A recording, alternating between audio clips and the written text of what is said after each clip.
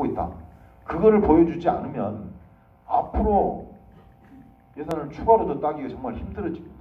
그래서 그 부분을 농업인들 한 가지만 좀 이렇게 지켜주셨으면 좋겠다. 그 부분 하나를 말씀드리겠습니다. 두 번째로 이제 중점적으로 저희가 추진하려고 하는 게 가격, 농산물 가격의 안정. 작년에 이제 마늘 양파 말씀을 드렸는데 가격의 안정. 그다음에 아까 개도국주의하고 관련해서 말씀드렸습니다만은 만약에 미래에 관세가 떨어진다 그러면 외국 농산물이 들어올 때 더 싸게 들어올 수 있다는 얘기가 되잖아요. 이게 더 싸게 들어오면 우리나라 농산물을 팔 때가 줄어든다는 얘기가 반대로 이야기하면. 그래서 우리나라 농산물을 팔 수 있는 데를 어디로 만들 것인가? 수요 기반을 어떻게 늘려줄 것인가? 그런 정책에 대해서 말씀을 드리겠습니다. 작년에 이제 마늘 양파 가격이 폭락이라고 말할 수 있을 정도로 떨어졌다가 심각한 이제 상황까지도 갔었는데 그 과정을 저희들이 겪으면서 두 가지 교훈을 저희들이 얻었습니다. 한 가지는 이게 과잉이 전부터 뻔히 예상이 됐고 이거를 줄여야 되겠는데 줄이자고 이렇게 노력을 하고 애를 썼는데도 그래도 어느 정도는 줄었습니다만 물론 작년에는 기상 영향이 재작년 겨울에 워낙 기상이 좋아서 생산량이 많기도 했습니다만 알면서도 그걸 어떻게 줄이려고 노력을 했는데도 못 줄였다. 이거를 어떻게 해야 될 건가. 그래서 이 부분에 대해서 저희들이 생각을 하는 게 정부는 정확하게 얼마나 과잉이 될 거다. 그거를 미리 예측을 해서 그거를 만들어서 알려주고 그다음에 농업인들하고 중앙정부 지자체가 서로 합심해서 같이 이렇게 스스로 미리 가격이 떨어지기 전에 예를 들면 봄에 다 수확하기 전에 자라고 있을 때 생육기에 그때 미리 좀 이렇게 덜어낼 수 있는 그런 장치들을 좀 만들어야 되겠다. 그런 이제 교훈을 저희들이 얻은 거죠. 그래서 농업 관측 예산을 거의 2배로 늘렸고요. 그래서 정확하게 관측해서 과거에 이제 우리 이제 관측본부라는 데가 있습니다만 거기에서 농업인들 양파 생산하시는 농업인들을 이제 한 몇천 분한테 전화를 해서 양파 오늘 어떨 것 같습니까? 물어봐서 이렇게 뭐 해가지고 정보를 모으던 거. 그게 아니고는 이제 우리가 사람을 더 쓰더라도 실제 현장에 나가서 조사를 해보자. 1월부터 2월, 3월, 4월 가서 양파밭에 가서 뽑아보고 이게 얼마나 컸는지 이거를 매 주 단위로 이렇게 체크를 해가지고 아 이게 심각하다 그런 상황이 오면은 미리 농민들한테 알려주자. 그렇게 해서 이제 정확한 정보를 파악할 수 있는 이제 관측 예산을 2배로 늘렸고요. 두 번째는 양파하고 마늘에 대해서 전국적으로 이렇게 그러니까 수급 조절하는 건 사실 한 지역만의 문제로 해결이 되지가 않습니다. 양파를 줄이자. 근데 여기서는 줄이고 있는데 저기서는 안 줄이면 줄일 사람이 없겠죠. 줄이는 데만 손해보고 안 줄이고 기다리는 데는 나중에 비싼 값에 파니까요. 그래서 전국적으로 일시에 같이 줄여야 됩니다. 그렇게 하기 위해서 농업인들 전체 조직을 한번 만들어보죠. 양파를 생산하는 농업인들, 마늘 생산하는 농업인들. 그래서 의무자조금 단체를 올해 지금 만들려고 추진을 하고 있고 거기에 대해서 자조금을 농민들이 스스로 모으면 모은 만큼 100을 모으면 100을 정부가 더 보조금을 줘서 그 활동을 하게 하고 또 거기에 참여하는 농업인들한테 우리가 수급 조절 자금이라든지 유통 자금이라든지 이런 것들을 집중해서 지원을 하겠다. 이런 예산도 좀 저희들이 많이 늘렸습니다. 그렇게 해서 수급 조절을 사전적으로 해보자. 이런 게 한 가지가 있습니다. 두 번째 저희들이 느꼈던 교훈. 양파를 출하를 좀 자제시키고 어떻게 해야지 조절을 해보려고 그러는데 그래도 양이 좀 줄었다. 그래서 예를 들면 가락시장에 출하는 물량이 어제보다 분명히 줄었는데도 가격이 안 올라요. 그래서 이게 왜 그런가? 그걸 봤더니 우리나라 농산물의 가락시장 집중도가 너무 심하더라. 그러니까 가락시장으로만 모든 농산물이 이렇게 몰리니까 이게 한 번에 집중되다 보니까 물량이 남는 거예요. 실제로는 다른 지역에서는 부족한데. 그래서 이런 걸 좀 고쳐야 돼요. 이런 거죠. 그러니까 대형 고속도로를 경부고속도로를 크게 만들어놔서 초기에는 아주 이제 경부고속도로만 가면은 쏙쏙 지나갔는데 이게 이제 경부고속도로만 다 집중하다 보니까 이게 막히니까 여기서 빠져나갈 수가 없는 거죠. 여기에만 의존하게 됩니다. 그래서 우리가 거기에 대안으로 되는 유통 경로를 한번 찾아보자. 그래서 가락시장하고 경쟁할 수 있는 그런 시스템을 만들어보자. 그래서 고민하는 게 첫 번째는 그러면 산지가 좀 어떻게 힘을 갖고 산지에서 가격을 어떻게 좀 결정할 수 있는 그런 힘들을 모아보자. 그래서 산지 공판장들이 있고 그것도 우리가 기술을 이용을 해서 꼭 공판장을 짓고 거기에 뭘 물량을 가져오고 이렇게 안 하더라도 요즘은 이제 워낙 정보가 잘 돼서 그러니까 전자적으로 전자경매를 해가지고 할 수 있는 전자경매 시스템 산지에서 그런 시스템들을 좀 오래 갖춰보자. 그래서 산지 공판 기능을 강화할 수 있는. 그래서 가락시장까지 안 가더라도 오히려 상인들이 물건을 필요로 하는 사람들이 산지에 와서 사갈 수 있게 그렇게 하는 시스템을 하나 만들어보자. 그래서 거기에 이제 저희들이 필요한 자금 지원을 할 거고요. 두 번째가 로컬 푸드. 지역에서 생산한 게 가락시장으로 갔다가 그 지역으로 다시 팔려와요. 물류의 비효율이 발생하죠, 분명히. 근데 그런 것들이 없게 하려고 그러면 가장 좋은 게 지역에서 생산한 걸 지역에서 바로 쓸 수 있는 로컬 푸드 시스템. 이 로컬 푸드 시스템하고 연결한 지역 단위 푸드 플랜. 이런 것들에 대한 예산도 저희들이 충분히 담았다. 그래서 푸드 플랜을 만들면 그 지역에 우리가 갖고 있는 푸드 플랜을 이행하기 위해서 필요한 것들이 뭐다? RPC 통합이 필요하면 RPC 통합하고 RPC 시설 보완을 해야 되겠고 또 뭐 무슨 로컬 푸드 직매장이 필요하면 직매장에 대한 뭐 설치 지원도 좀 해줘야 되겠고 이런 것들을 계획을 세워서 지방에서 중앙정부에 신청하면 지역 푸드 플랜으로 그거를 중앙정부하고 협의를 해서 그게 결정이 되면 거기에 필요한 돈을 한 번에 내려주겠다. 그런 방향으로 저희들이 내려가려고 그런 방향을 지금 생각하고 있다. 이렇게 말씀드리겠습니다. 그다음에 가격 안정하고 관련해서 또 중요한 게 쌀값이죠. 재작년 지금 작년 그 19년 산까지 그래도 지금 보니까 19만 원 정도 80kg 한 가마에 그 정도 유지되고 있는데 그럼 내년 어떻게 될 거냐 그 문제입니다. 그래서 쌀값 안정을 위해서 우리가 양곡관리법을 작년 말에 개정을 해서 국회에서 이제 올해 초죠 통과를 시켰습니다.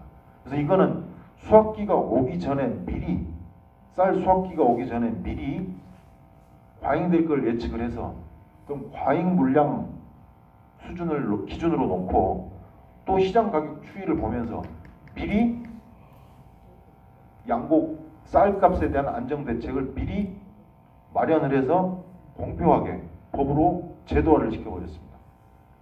그러니까 과거에는 이게 이제 과잉이 될 것 같다. 그러면 이제 그 정부 안에서도 저희도 기재부도 협의를 해야 되고 어디 청와대도 협의를 해야 되고 그래서 우리는 마음이 급해서 빨리 좀 했으면 좋겠는데 협의하는데 시간 다 가고 이런 과정에서 수확기 대책이 늦어지고 그러면 쌀값이 한번 떨어져 버리면 올리기가 힘들고 그런데 이제는 그럴 필요가 없어졌다. 이제는 법에 제도적으로 딱 수확기가 오기 전에 미리 그걸 예측을 해서 대책을 발표하게 제도화를 시켜버렸다.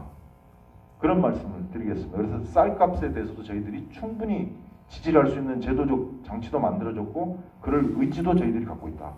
그런 말씀을 드리겠습니다. 세 번째가 가축 질병에 관련된 문제입니다. 작년에 아프리카 돼지열병이 터졌고 구제역 연초에 나왔다가 저희들이 4일 만에 그래도 저희들이 추가 발생 없게 막기도 했었고 조류 독감 같은 경우도 우리 사육하는 데서는 나오지를 않았고 올해도 지금까지는 나오지를 않고 있는 상황인데 이게 매년 반복되는 이제 구제역 AI 특별방역대책기관이 더 노력해서 이제 이렇게 막아야 되고 이런 것들을 겪으면서 좀 축산업을 근본적으로 어떻게 좀 체질을 좀 바꿔볼 수 없을까 그런 고민을 저희들이 하고 있습니다. 그 내용은 뭐냐면 축산업을 과거에는 그동안은 생산성 중심으로만 봐왔다. MSY 돼지의 새끼를 낳아서 얼마나 살려가지고 키우느냐. 그래서 많이 생산하는 그런 이제 그런 걸 중심으로 축산업의 경쟁력 이런 쪽으로만 생각을 해왔는데 요거를 이제는 위생과 환경 중심 이 부분을 좀 가미해서 정책을 해야 되겠다. 축산업에 대한 그래서 그런 대책들을 저희들이 만들고 있습니다. 이 구제역기나 뭐 우리 아프리카 돼지열병이나 이런 사례들을 보면서 저희들이 생각했던 게 이게 확산되고 퍼지는 원인이 뭐였냐? 대개는 차량, 사람, 매개체 세 가지입니다.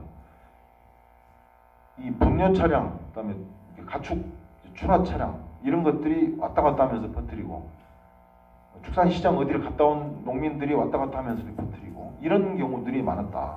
그래서 이런 걸 어떻게 제도적으로 바꿔볼 거냐. 그 부분에 대해서 저희들이 검토를 하고 있습니다. 차량의 경우에는 그래서 차량이 농장 내부에 안 들어가고 밖에서 이렇게 줄 수 있는 구조로 농장의 시설을 좀 바꿔보자. 거기에 우리가 좀 시설 개보수하는 데 지원을 좀 해보자. 이런 방향.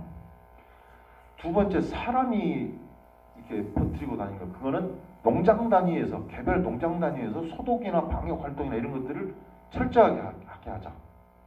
필요한 전실도 두고 들어가면서 소독 시설도 좀 두고 이렇게 하는 거에 좀 지원을 해보자. 세 번째, 매개체는 멧돼지라든지 아니면은 파리 모기들도 가서 날 이렇게 옮길 수 있다 그러고 조류들도 새도 가서 이렇게 할 수 있다 그러고.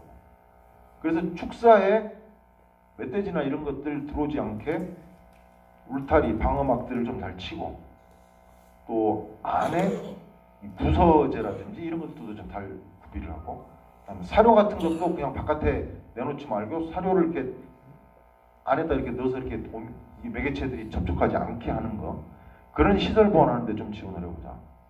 이런 내용들을 포함해서 전반적으로 축산업의 체질 개선 방안 이런 것들 저희들이 검토를 하고 있고 특히나 방역에 대한 시설 보완을 포함해서 그런 자금 지원은 저희들이 800억 가까이 늘렸습니다. 그 예산을 지금 집중적으로 써서 할 겁니다. 포함해서 한우산업, 양돈산업에 대한 중장기적인 우리 정책 방향 이런 것들을 생각을 하고 있습니다. 양돈 같은 경우도 아프리카 돼지열병이 이제 최초로 발생을 했는데 그 발생하기 전하고 이후하고는 반드시 달라져야 된다. 그런 측면에서 어떤 기준을 갖고 어떻게 발전시켜 나갈 거냐 그 부분에 대해서 저희들이 고민을 하고 있다. 이렇게 말씀을 드리겠습니다. 네 번째가 이제 혁신 성장, 우리 미래 농업 여기에 관한 얘기입니다. 그러니까 우리가 포용 성장, 우리 사람 중심의 농정 그걸 하기 위해서 직불제도 늘려주고 농업인들한테 지원도 이렇게 늘리지만 우리 산업으로서의 경쟁력 이것도 같이 가야지 농업이 지속 가능하고 발전할 수가 있습니다. 그 부분에 대한 지원도 저희들이 생각을 하고 있다. 그래서 아까 말씀드린 대로 스마트팜 혁신밸리 4개가 이제 본격적으로 출범을 하게 되고 거기에 덧붙여서 노지형 스마트 시설, 스마트 농업 이 부분에 대한 새로운 시범 사업도 올해 88억을 저희들이 반영을 했습니다. 그래서 지금 2군데 정도 괴산하고 밀양에서 이렇게 지금 2군데가 들어가는데 이거는 개념이 그렇습니다. 스마트 온실 같은 경우는 온실 안에 있으니까 그 안에 센서들을 박아놓고 센서에서 생육 정보를 받아서 빅데이터를 구축해 놓고 거기에 AI가 분석을 해서 지금 온실이 이런 상황인데 여기에서는 가장 적절한 게 이거니까 지금은 문을 여십시오. 아니면 습도가 떨어졌으니까 습도를 올리십시오. 그런 결정을 AI가 해주고 그거를 실행하게 하면 최적의 생산성, 최적의 생산 시설을 갖출 수 있다. 그런 개념이죠. 노지는 이렇게 퍼져 있는데 뭐 센서를 다 박을 수도 없는 거잖아요. 그래서 미국이나 이런 데를 보면 한 농가당 200헥타, 300헥타 이렇게 되니까 그런 데는 그 농장 하나에서 정밀농업이라고 해가지고 센서를 뭐 한 10개 이렇게 박아놓고 그 위를 드론으로 영상을 딱 찍어서 이 드론 영상을 찍으면 여기에 뭐가 안 좋고 뭐가 좋고 이런 것들을 찍을 수 있는 기술이 있답니다.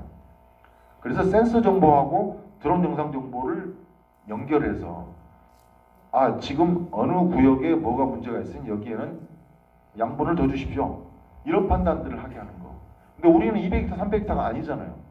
그렇게 할 수가 없어서 주산지에 흩어져 있지만 여러 농가들 이렇게 좀 집단화되어 있는 농가라 그러면 그 농가들이 모여 있으면 거기를 구획화해가지고 이렇게 해서 한 번에 같이 하는 그런 방식으로 시범을 해서 나가려고 합니다. 미국도 마이크로소프트라고 하는 데하고 미국 농무성하고 해가지고 이런 것들 시범적으로 지금 시도를 하고 있고 우리도 늦었지만 올해부터는 시작을 하려고 한다. 이렇게 말씀을 드리겠습니다. 다음에 수출입니다. 작년에 저희가 이제 70억 불이 조금 넘는 수출을 했었고, 작년에 특이한 점은 그동안은 가공품들이 수출이 잘 되고 우리 신선농산물은 수출이 조금 줄어든 그런 추세였다 그러면, 작년에는 그 역전이 됐습니다. 그래서 신선농산물들의 수출은 늘었고 가공품의 수출은 약간 줄어드는 이런 구조로 바뀌었고, 그게 저는 뭐 그게 나쁘지 않은 방향으로 봅니다. 그게 왜냐하면 직접적으로 농민들한테 소득이 더 되기 때문이죠. 특히 동남아 쪽에 베트남, 인도네시아 뭐 이렇게 그런 지역에 대해서 우리들이 아주 전략 장목을 뭘로 잡을 것인가, 예를 들면 딸기, 또 뭐 떡볶이도 잘 팔린다고 그래요. 그쪽에서 그런 품목들을 우리들이 개발을 해서 거기에 수출을 하도록 하고, 그런 것도 수출도 개별 농가 단위로 아니면 개별 업체 단위로 이렇게 해가지고 한국 업체들끼리 가서 가격 경쟁해가지고 가격 떨어뜨린 이런 거 없도록 통합적으로 해서 나갈 수 있는 방향, 그쪽에다가 저희들이 집중해서 지원을 하도록 하겠다. 이런 말씀을 드리겠습니다. 마지막으로 다섯 번째가 우리 농촌에 대한 이제 삶의 질 향상, 생활 여건 개선 이런 쪽에 대한 투자를 좀 적극적으로 하려고 합니다.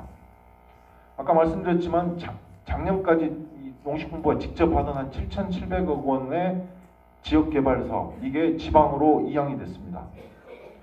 근데 이게 그대로 농촌개발을 위해서 좀 쓰여졌으면 좋겠는데, 지금까지 저희가 파악한 바로는 한 7천억 정도는 그대로 쓴다고 합니다. 농촌 쪽에. 그래서 저희들이 계속 지금 지자체들하고 해가지고 그 돈이 좀 농업 쪽으로 쓰도록, 만약에 그걸 안 쓰면 다른 쪽에서 그 지자체에 대해서는 불이익을 주겠다. 이렇게 해가지고 그런 돈들이 계속 농업에 쓸 수 있도록 저희들이 유지를 해가고요. 더더군다나 지금 귀농귀촌 한 50만 세대가 됐고, 오늘 작년에 이제 고용 실태 조사한 결과가 이제 최종 나왔는데, 농림업 고용이 작년에 5만 5천 명이 늘었다고 합니다. 그러니까 그게 대부분 막 귀농귀촌으로 들어온 거, 또 뭐 가족들이 돌아와서 이렇게 농사를 같이 짓게 되면서 늘어난 거, 이런 것들이 많이 늘었다. 그런데 우리 스스로 뒤돌아볼 때, 그럼 우리 농촌으로 돌아오는 도시민들을 받아들일 준비가 되어 있는가? 그 부분에 대해서 좀 생각을 해야 될 것 같다. 이렇게 보고, 저희들이 농촌에 대한 생활의 소시라고 이야기를 합니다. 정주 여건 좋아지게 만드는 거, 생활 여건 뭐 상하수도, 교육시설, 문화시설, 또 교통 이런 것들에 대한 지원을 좀 충분히 저희들이 하도록 그렇게 하겠다. 특히나 지자체하고 연결해서 같이, 이런 말씀을 드리고, 거기에 덧붙여서 농촌의 사회적 농업, 그러니까 그 고령화가 도시보다 농촌이 훨씬 더 심화되어 있고, 그런 분들, 또 어려운 분들, 그런 분들이 농촌에 와서 농촌 사회에서 같이 어울려서 살면서 할 수 있는 일들이 뭔가, 이런 것들을 찾고 그런 것들을 지원해주는 사업들입니다. 그런 것들을 좀 적극적으로 하겠다. 이런 정도가 이제 저희들이 중요하게 하려고 하는 일들이고, 이게 중요하게 예산이 들어가는 내용입니다. 거기에 대해서 제가 세부적으로 어떤 사업은 얼마고 말씀드리는 게 큰 의미는 없을 것 같아서 제가 금액은 말씀을 안 드렸습니다만, 이 부분이 가장 중요한 핵심 과제가 될 것이다. 이렇게 말씀을 드리고요. 마지막으로 한 가지를 더 말씀을 드리면,